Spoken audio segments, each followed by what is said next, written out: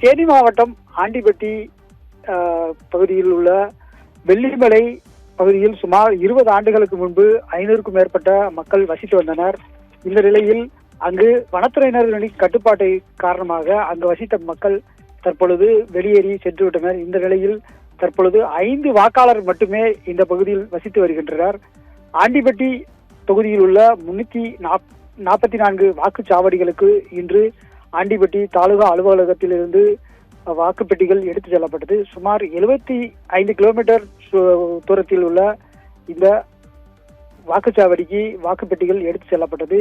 இங்கு அந்த வாக்குச்சாவடியில் மின்சார வசதிகள், கரடு முரடான சாலைகள் என்பதால் மதியம் 12 மணி அளவில் சென்று சேர வேண்டும் என்பதற்காக இன்று ஆண்டிப்பட்டி தாலுகா அலுவலகத்திலிருந்து வாக்குப்பெட்டிகள் எடுத்துச் செல்லப்பட்டது.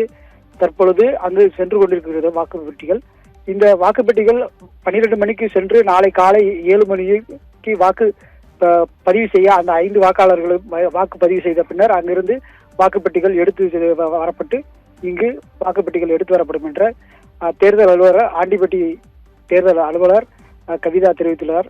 தற்பொழுது இங்கிருந்து 5 வாக்காளர்களுக்காக கரடு முரடான பாதைகள், தொலைத்தொடர்பு வசதிகளும் இங்கு இல்லை. குறிப்பாக தொலைத்தொடர்பு வசதிகள் இல்லை.